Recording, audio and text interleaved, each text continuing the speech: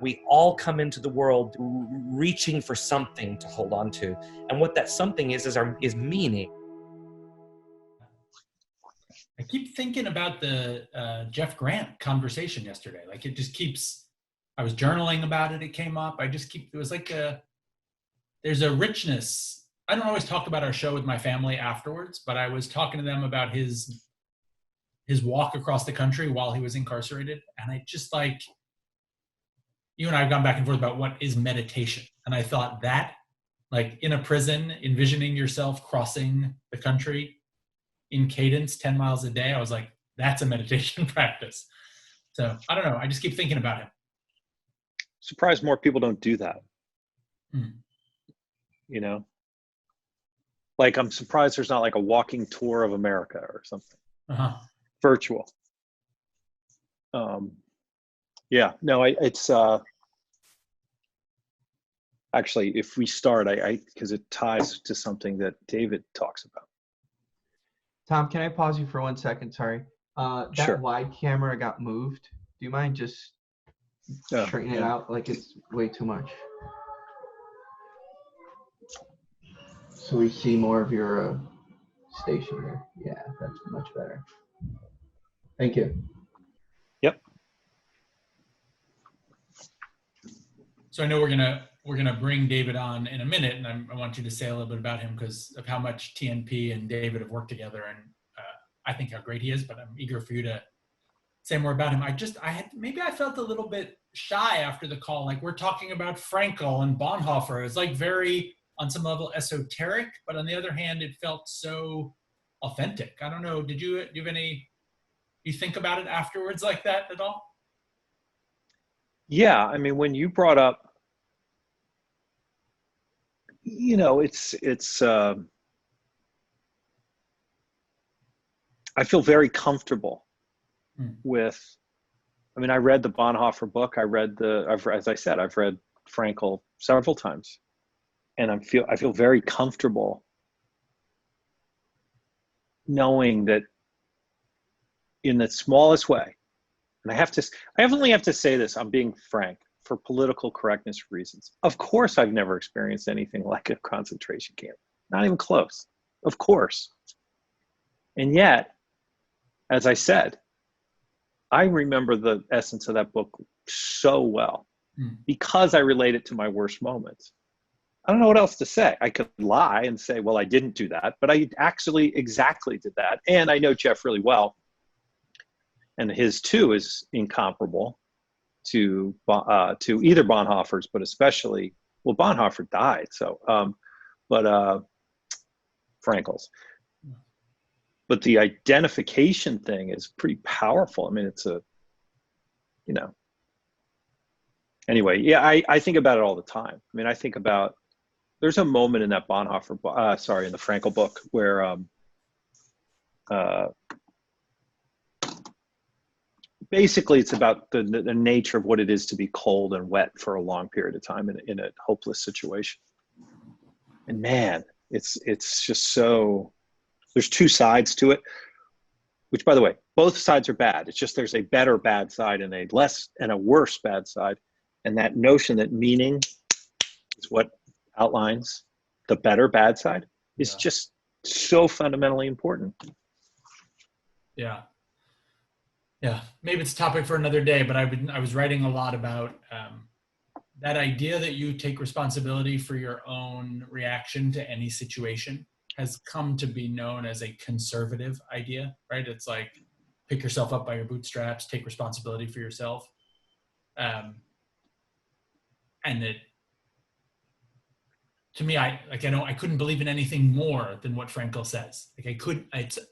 But I don't consider myself a conservative. And I was just speculating about how did that become a conservative idea, not just a human idea? Like what? So I was trying There's so many things like that.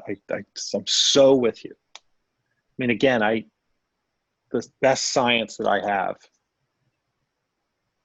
which is based on my own experiments. Okay, I'm going to qualify that. Having been to 40,000 plus meetings, is that the bottom line is that if you cannot take responsibility for your life, you will not get sober. That's just true. I don't know what to say. I'm sorry if that disappoints people or if that feels conservative or whatever it is. But if you want to carry some of that stuff with you, you're just going to carry pain. It's endless. So yeah, I hear you. I know exactly what you're talking about. And I think about it all the time. I don't know how else to rationalize it though, because it's exactly my experience. All right. Well, to be continued. Tell us about David Brown. So to me, and relating it to Jeff yesterday, I didn't really know David at all a year ago. I got to know him really in the fall. And, I was inspired by really two things. One is like the application of music as a methodology for a better life, a healthier culture. But which, by the way, is, I think, very closely related to what we do with the Neighborhood Project. There's something profoundly interesting about that to me, and profoundly real. And there's something both figurative but literal about music that's so beautiful to me.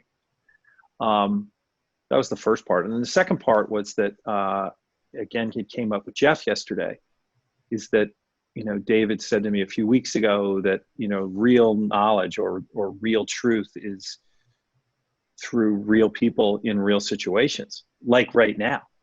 People who he works with in his work, and I mean that within prisons, but also just geographically in the Midwest, and that the observations that he had from regular people, and that's exactly what Jeff talked about yesterday, is that it's really not a time for elites. It's, this is really a time for granular discoveries.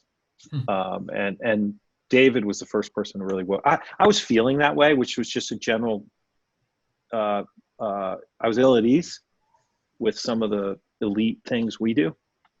I've always been that way, by the way. I've always felt that way. I especially felt it a few weeks ago, but then when he said it, I was like, he's exactly right. Like, that is definitely true. That the beauty of nuance, the beauty of truth is within the hearts and the actions of regular people every day. And we're seeing it more profoundly now than ever. And I think Jeff's experience in prison, he can smell it. He's been there. Yeah. He knows. So anyway, so David Brown, I just think brings a lot to what we're doing here. Yeah, well, let's bring him on. I think it's really interesting to me. Like, I had originally thought of TNP as content. Like, I came to Nantucket and I gave a talk, and that's what I thought it was about. And now that we have more and more people on this program with us who are in the TNP neighborhood, it's like their content is good. Like, Jeff was really interesting, but it was something about his spirit or his soul or the connectivity that I was like, that's really what this is about. Like, Bonhoeffer's interesting, but the substance of the connection is what keeps us together. So anyway, I think similarly with David, like you, David, welcome, have a talent and a gift, but there's something about how you are, the soul and the spirit, that is what makes this not just an interesting intellectual conversation, but something deeper. So anyway, welcome aboard. Thank you. It's good to see you guys. Good to see you. How do you react to that, David? Well, you're the only people who've ever put the word intellectual in the same sentence as David Brown. So, so let's start there. I'm flattered. What I feel the most is that what you're describing is what I felt when I went to TNP for the first time, was that it was like I didn't realize how empty my well was until I got there and it started filling up again, and then I was like, oh God, I can take even more. Just being around people who are longing for something bigger than themselves, a place, a community, a neighborhood, longing for a higher purpose. And I think that is that's where the divide, I think that's what's between the divide in our country right now, is that there is this great, almost like a canyon between our two sides. And in that canyon is what we're all longing for. But we don't know how to get off of our own ledges and get down in there and do the work to live within that space rather than living in our corners. Yeah. Yeah. For a higher purpose is maybe the most inspiring, animating concept in the history of humanity, and also the most violent and deadly. Sure. Right? Depending on how you interpret it, right? Yeah, yesterday we had Nicholas Christakis from Yale. He was on the show we did with RP, and he studies sort of the biological nature of love or goodness. And what is that? What is that thing? It's a profound thing. It's a real thing. It's something that has evolved in us in ways that it is both very real, but very mysterious, right? It's both of those things. And then when I say that, what I'm trying to say is like, yes, there's a science to it. But let's face it, for all of us every day, the science is effectively meaningless. What matters is the way it makes us feel every day. And when you talk about, Man's Search for Meaning, David, we were talking about Viktor Frankl's book yesterday with a guy who'd spent a fair amount of time in prison. Frankl would make the argument that there's effectively a science to meaning, and it's about, among other things, it manifests in survival. Really interesting. Yeah. All right, let's kick it off with just quick go around of something we're grateful for. David, we'll start with you. Just tell us something you're feeling grateful for today. Sure. So 5 years ago, I made the greatest decision of my life, and that was to say yes to adopting two, at that time, young boys into my life.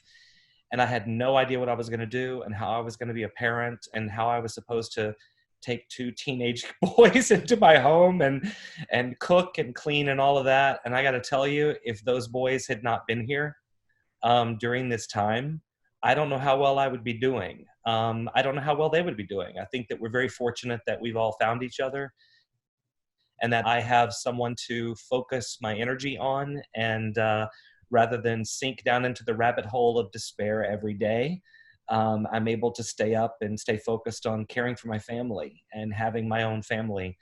And while I've always been grateful for them, I'm particularly grateful on days like today where you get up and you're reminded that it's yet again another Groundhog Day. It's another of the same, but that they get up and they're doing their work and that they're happy to eat and they're happy to be in a home and that we can play a board game and we can take our minds off things. I'm just grateful to have the family that I've always sought. Thanks. Tom? I'm grateful for my health today. I'm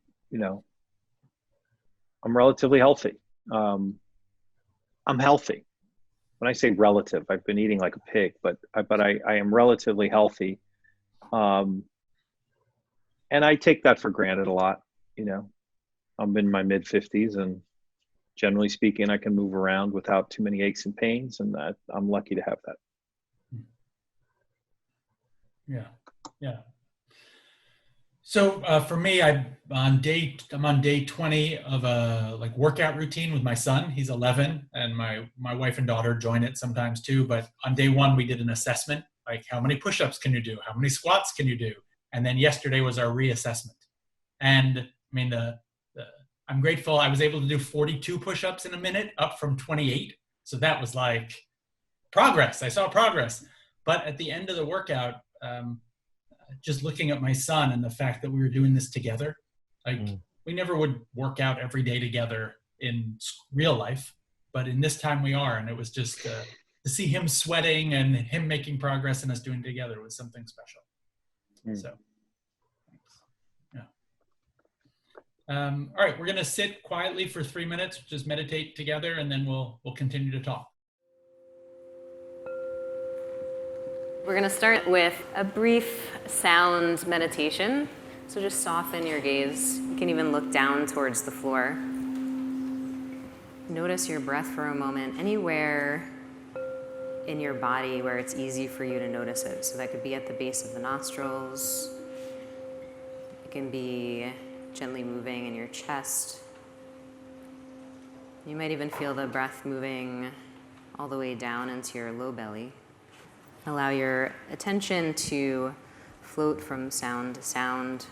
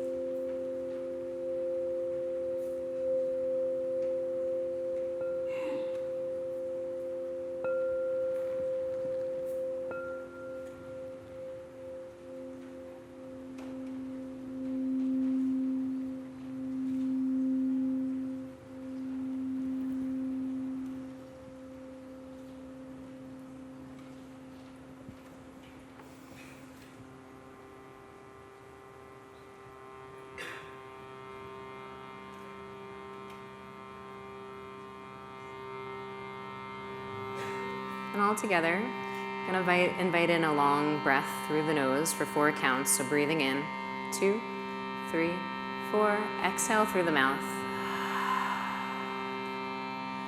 Good. One more like that. Breathing in again, 2, 3, 4, and exhale through the mouth. This time, we're gonna exhale with a long extended ah, just on one tone. So your tone might not match mine. So breathing in nice and full.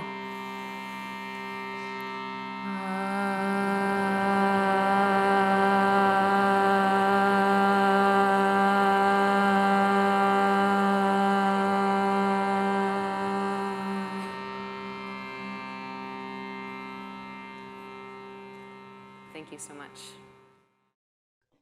Hey, David, I know you don't have like a daily meditation practice, you've said. What's it like, jumping on the show and sitting meditating for 3 minutes? No, I mean, I do like meditation. I just don't do it naturally and daily. And I've done this same meditation now a few times with TNP. And every time, unlike that third breath, I'm transported back to a meditation service that I went to when I was living on the Upper West Side of New York. And I went to St. John the Divine, and Thich Nhat Hanh was there. And he was leading this packed room in a meditation. And, it's all these New Yorkers. We're all just like, so self-important. And, and we're all just on the Upper West Side. And so we're sitting down in this gorgeous cathedral, but rarely are any of us even really noticing the architecture of the room that we're in. And through an interpreter, he comes out, he rings a gong, and they tell us to lower our heads and close our eyes and to not open our eyes and not lift our heads until we can no longer hear the sound of the gong. And so, I don't know, a minute or so, I'm thinking I'm not hearing it anymore. And I lift my head and I open my eyes. And there are other people with their heads up and their eyes open, but not the majority. And then I was like, and I put my head back down. I was like, oh, it's still there. The sound was still there. Mm-hmm. And I learned in that process that night of that just because I've stopped listening doesn't mean that the sound has stopped reverberating through the space. And so every time I've done that, when I've gone back to that moment, it was one of the most profound meditative moments I've ever experienced. It was just that it was like this moment of like, I had stopped listening. It hadn't stopped ringing. And I think that that's a very important lesson, that can come out of any meditative practice, is that you have to remember to keep listening through the whole process. Yeah. Yeah, I was thinking it's such a metaphor for life too, right? Like, right. So much wisdom is there, voices are there, inputs are there. We just sometimes. Right. Yeah. Especially as New Yorkers, because you're like, don't get too close. This is my space right here. And so I think that leaving New York helped me with that too. Just helped me kind of open back up and be like, all right, there's a little more space out here. But yeah, I love that meditation. The first time I did it to that moment just then is always very nice. What do you do? Like every morning, every day? Or how do you get centered or, get ready to tackle the day? Or Yeah, well, I wish I could say that like I put both feet on the floor. I do. There is a practice that a friend of mine, Josh Radner, told me about years ago. And when I remember to do it, my days are so much better than others. And that is, when you wake up, your first foot that hits the floor, you say thank. Your other foot that hits the floor, you say you. And then as you stand up with each step you take, you say thank you, thank you, thank you. It sounds silly, but I'm going to tell you, when you do it, it starts your day in this place of just gratitude, not necessarily for, just gratitude. And there's a difference in just feeling gratitude and directing it at something. Now, directing it and expressing it is important too. But that method really works for me. Another one that I've done that I really love so much because I'm very visual is a guy in New York led me through this meditation one time where he had me focus on one star in the sky and to really only let my vision see that one star, and that at my own comfortable pace, I would move toward that star and that star would move toward me. And its light would become brighter and brighter and brighter until I was completely enveloped in that light. And being a very visual person, that one is a great one that I've returned to many times, just because it allows me to keep my focus on something, because my mind has a tendency, my attention span is, that long. And so my mind has a tendency to wander. And to be able to kind of focus on one thing, and light being such a powerful source of energy and healing and all of that, that works. But at my core, what I really love to do and what really makes me feel great, and it's been since I was a little boy, when I was a little boy, I really identified more with like the female singers, and they were like Tina Turner, and they were like Cher, And so I couldn't act like Tina Turner and Cher in Louisiana in a Southern Baptist home. So I would have to go back into my bedroom, and I would like close my door, and I begged for a lock on my door when I was a little boy, just so that I could have privacy. And I mean, I would tease my hair up, and I would get all excited, and I would stand there and I would lip sync the hell out of Tina Turner or Cher. And the dancing to that music and the singing to that was where I feel like I found myself. It was like my freedom. It was my place to just be who I was and express myself. Now, as my musical taste morphed, and I began to like other style of music, to this day, I still do it. Just Sunday night, I had on Annie Lennox's Legend in my living room, and I was just, just arms out, head back, nobody's watching, and just standing there and acting it out like I'm in the fiercest music video of all time. And it's not for someone else to see or consume.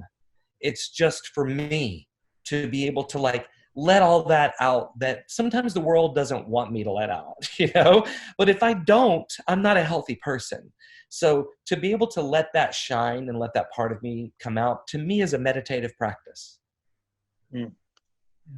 Yeah. I mean, Tom knows your work better than I do, though, from what I've observed and had the privilege, the blessing of being around. Like, it's amazing that music gave you that freedom, and now you literally like help people find freedom through music. Like it's exactly why I do it. Yeah. I say this all the time. This is all I know how to do. I don't know how to do anything except what I do. So don't ask me to do anything else.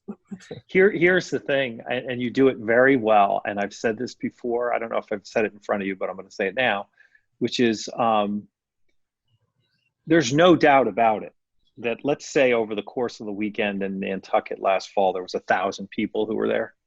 There's only one person in the whole joint who's getting us to do that. There is only one. Obviously, that's you. And it's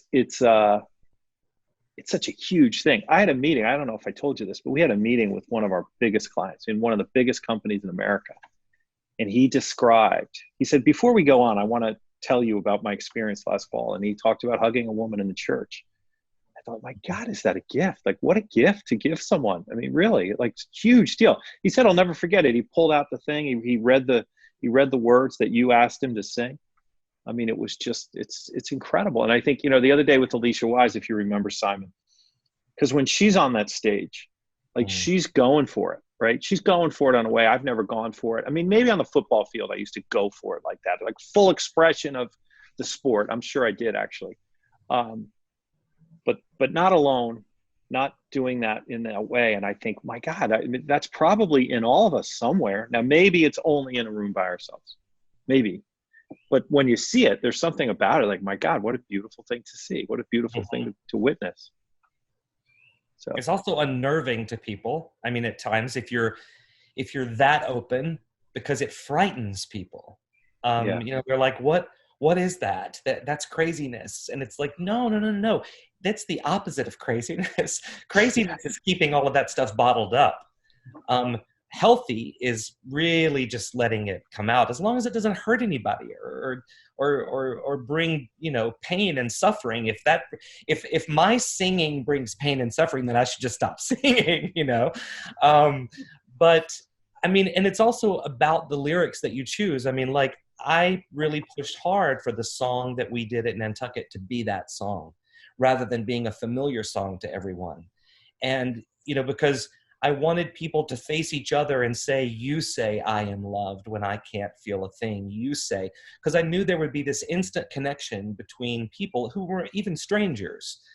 And to to me, it's not just about a song. It's about the lyric. It's about the story. I mean, when you were talking about love when we started this, we're starting a new campaign with Harmony in a couple of weeks called Give Love. And I mean, it's not that original of a title, but we're going to be sending out love cards, templates for people to be able to make cards at home and send them to people who live in transitional housing facilities and prisons, and let them know that they're not forgotten. And we're doing a mural that we're sending out pieces to hundreds and hundreds of people, and they can all put their pieces together and take photos of them and come back together, and it's going to spread a message of love. And today I was going through music that I wanted to give out to my 500 voice choir, and so they could start learning it at home. And I pulled up John Lennon's Love. And the first line is, love is real, real is love. You know, the whole song is summarized in that first line. Love is real, real is love. And then he goes on to say that it's reaching, and that it's touching, and that it's knowing, and that it's wanting. And that to think of love in those ways, I think, is a really beautiful, powerful tool. And our tagline for the campaign is that love is an essential need. You know, and right now we're so focused on essential needs that I think you, maybe Tom, or somebody the other day on one of the TNP calls said something to the effect of, we don't have to be socially distant while we're being physically distant. You know, we can still connect socially, even if we're 6 feet apart or more. Yeah. My head keeps playing the, Tom, you mentioned Alicia Wise, and, you know, I love that line. She said, I am here, I showed up. And I feel like, in a way, that's what this show is about. Like, and I think, Dave, that's what you do in your music. It's like, it's the declaration. It's like, I'm here and I showed up. And right now, a lot of things are possible. But it's like, how do you help people to be here, be in this space, and show up with the truth of who they are? And to know that that's enough. Yeah. That's enough to show up. Yeah. To be present.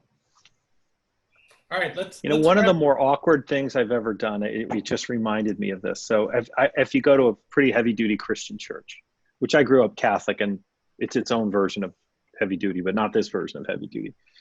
And that is when you raise the hands, right? I have pits. That's one of the hardest things I've ever done in my whole life. To be in a church and raise the hallelujah hands is so awkward if you've never done it. Now you're here and you're watching these people who, people can think whatever they want to think, but I've made the observation that when I see that, which isn't that many times, I've probably done this 10 times. Man, is there a lot of joy in those rooms. Like, you see this crazy amount of joy, and you see their arms raised, praising God. And finally, one time I was like, you know what, I'm just going to try to do that. It's as if my arms weigh 1,000,000 pounds. It's like it is so awkward if you're not used to that feeling. And it literally, it made me feel so different, just so different. Look, a lot of it was, I'm too cool for that, right? I don't do that. I'm too cool. Like, I don't do hands overhead praising Jesus stuff. But then when I did it, I was like, wow, okay, I'm now celebrating the joy with these people. And it's almost like a version of music, David. It's like, wow, just putting my arms over my head, it can actually make you feel that differently. Anyway, you brought that to mind. Well, and just to that point, at Marble Collegiate Church in New York, on 5th Avenue and 29th, there was a minister. Her name was Florence Pert, and she's since passed away. But Florence, one Sunday that I was out in the service, Florence said, today is my call to prayer. I'm leading the call to prayer. And she goes, but I don't want you to bow your heads. She goes, I want you to tilt your heads back and leave your eyes open while we pray. And I had never, it's something so simple. I had never been instructed to not do this, Right. And she said, today, let's look up and let's open our eyes. And her prayer was all about taking in everything that was there. And so that I think even just shifting our perspectives a little bit at times that's what the lifting of the hands. I mean, if it feels unnatural, then I could argue that you don't have to do what feels unnatural. Because you can lift your arms metaphorically in other ways too, I never was really one of those. They all around me did it, but I was like, nah, that's not really my thing. And because that just went from there to then the anointing of the oil and then the casting out of the demons. And so it gets complicated for me, because I did go to that evangelical kind of more conservative church. But I just love what Florence did that day, was saying that you can just shift something that's slightly different rather than going internal this way. Maybe sometimes a prayer can be that way. And it changed the way I thought about prayer. Yeah. I think, David, the distinction you made is between like, that's not really me, right? Like, and what Tom said is like, I'm too cool, right? And there's a difference between, right, important, maybe foundational difference between, I know that's really not me, so I'm not doing, versus I'm afraid to really be me. Sure, of Right? course. And so I'm not doing it. And that difference to me is like the difference between showing up and not, you know? Right. Yeah. All right, let's grab our journals. We'll just write for a couple minutes. Okay.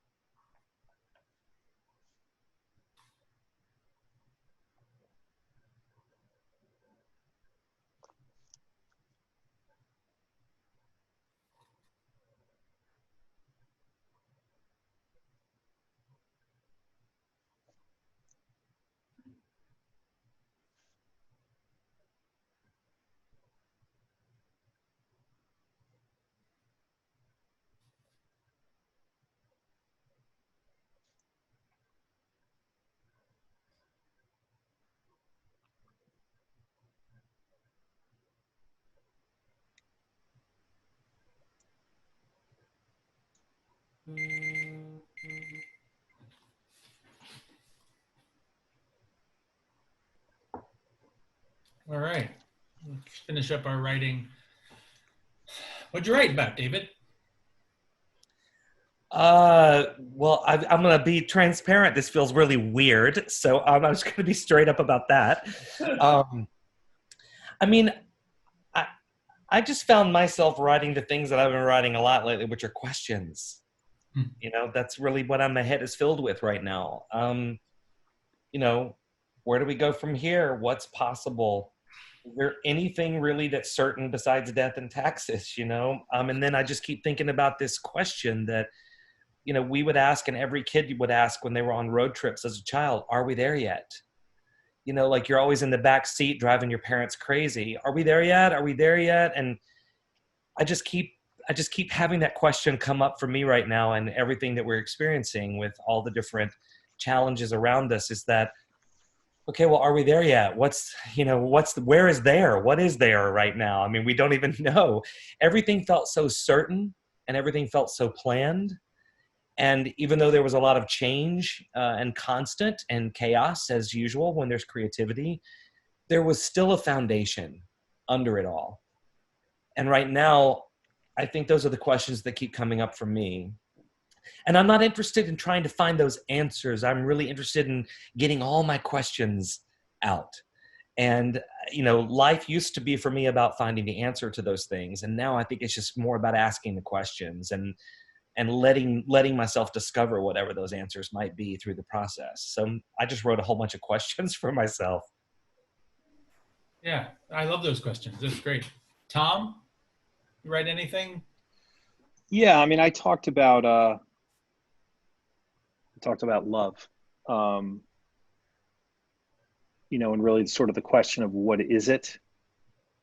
So yesterday when we were on with Nicholas Christakis, and I'm going to butcher this, so I'll just tell you that in advance.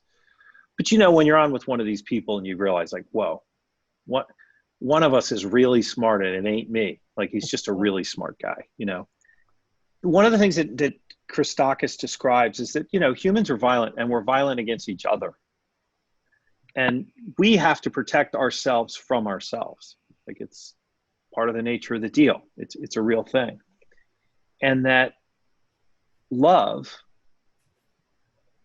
is the life force. Love is the thing that's set up against the darkness, drives everything, and you obviously, typically we think of love we think of evolution in terms of our anatomical structure, our musculature, our brain, all these other things. And yet this love thing is just huge. It's just a huge part of who we are. And so, David, like, some of these questions, I mean, I think it feels like you get such an opportunity, and we have, in the film I've seen you in our film more than I've seen you live, frankly, but you have like this bounce in your step, and that bounce in your step is projected into the 500 people singing, and then they project it back to you. And it's such a profound exchange of love. I mean, to me, it's like there's so much love getting exchanged at that time. It makes so much sense that at this time you would feel this sense of not knowing, because there's so much incoming and outgoing that is, in a sense, a dance and an answering of questions in real time that you just don't have right now. I'm speculating, but I'm relating to what you said. You're spot on. It's the toughest part of this time for me, is just not being in the room. But it goes back to what Simon's saying, because you feel like you're not showing up. You feel like you're not there. And, just the number one feeling that I hear from many of the populations we work with and that I get to work with is that they feel forgotten. And so now the work that goes in every week to remind them that they're not forgotten is no longer there.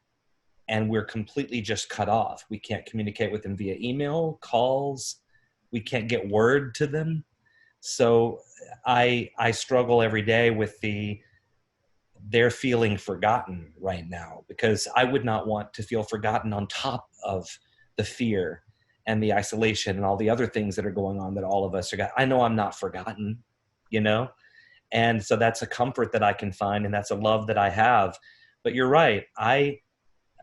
So much of my identity, good or bad, so much of my energy is a transactional thing between the people that I work with and myself. What I give them comes right back at me. What they give me comes right back at them.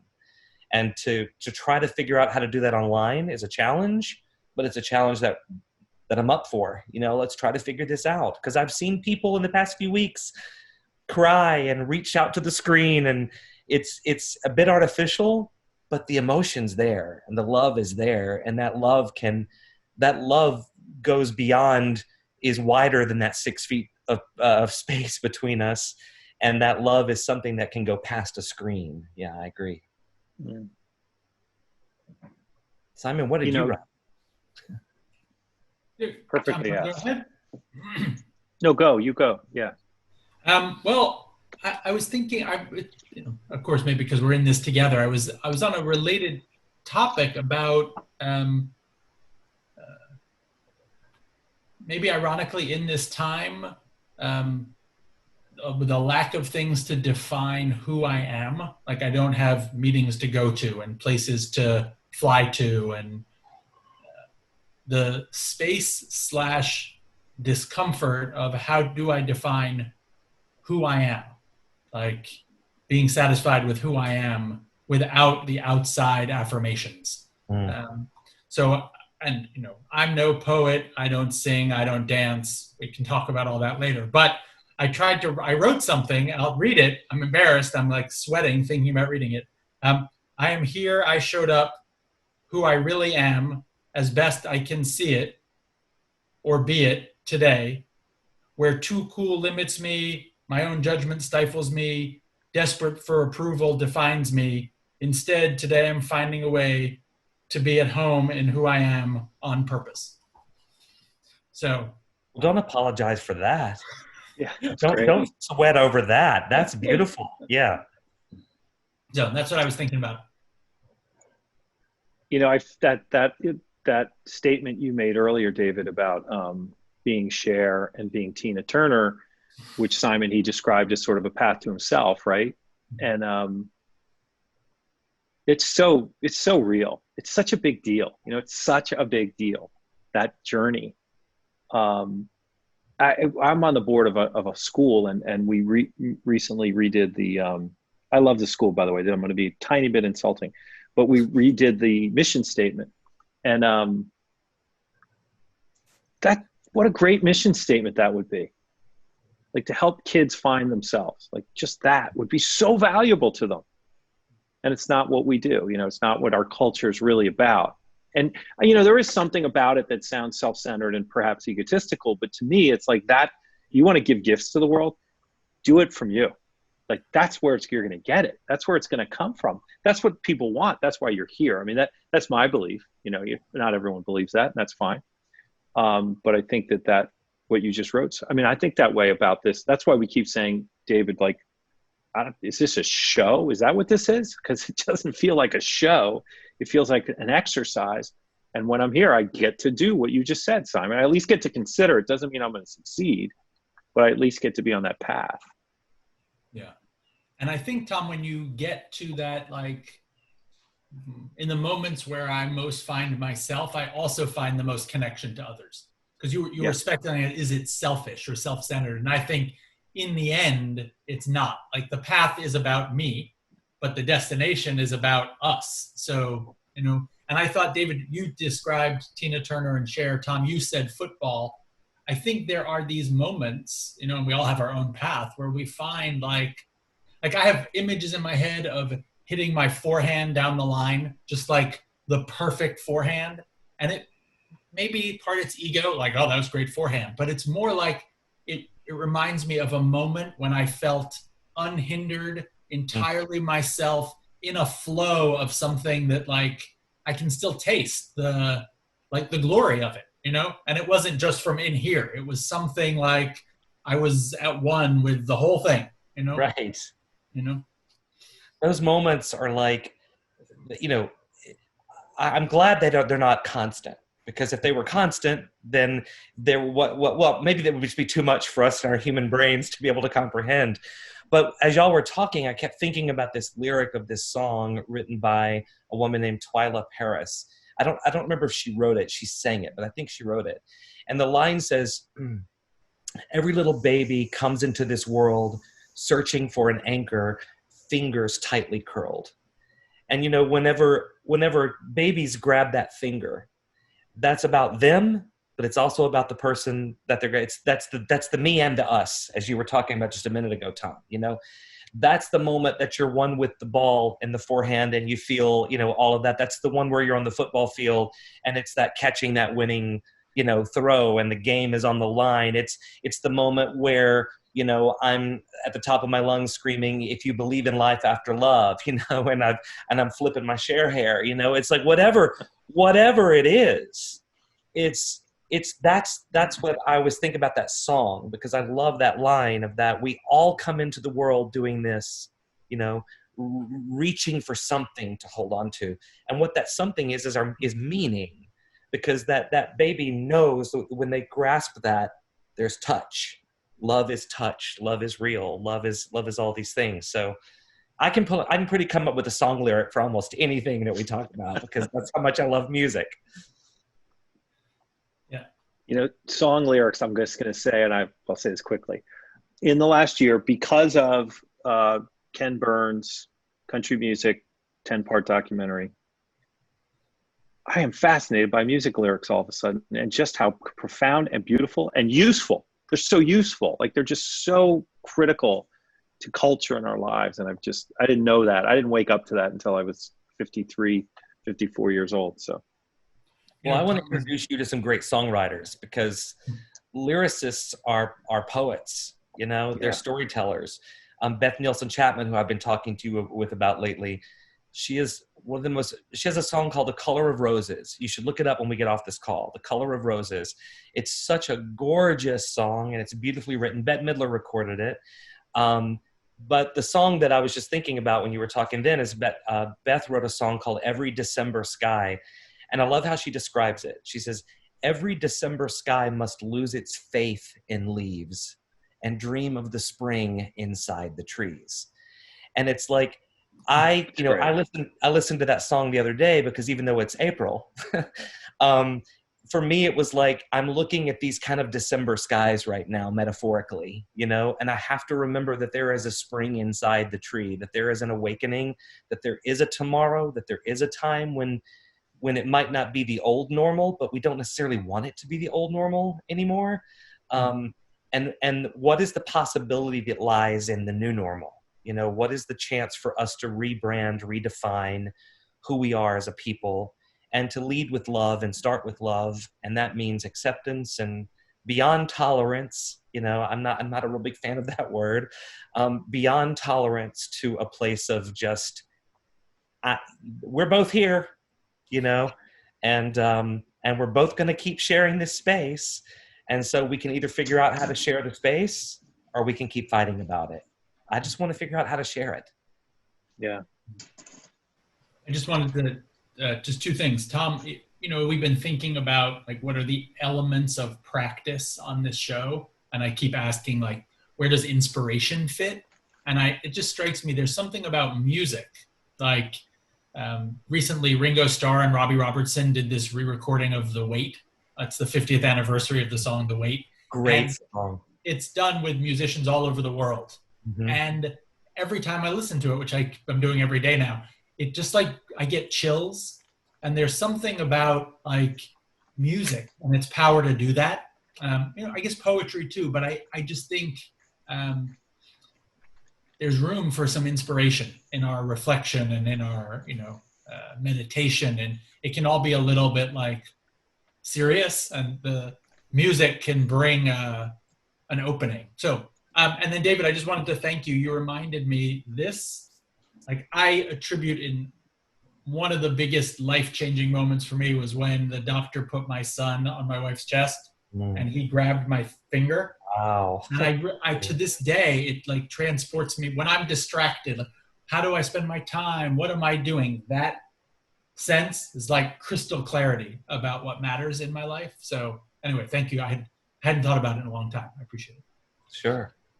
Yeah. Any final words from you, David? Thank you so much for being with us. I don't know if you want to say anything before we wrap up, or Tom. No, I just, you know, and always love the conversation, love being a part of this, and thank you for including me, and just wish everybody to be well and safe, and to love the people around you. I'm gonna get more into lyricists, and Simon, I saw you write that down. I don't have a pen right here. I want to look that up. So thank you so much. The Color of Roses. Thank you. Anyone listening, look it up. It's gorgeous. Yeah. All right. Okay. Thank you both so much. Thank you. We'll see you soon. Bye, Tom. Thanks, guys.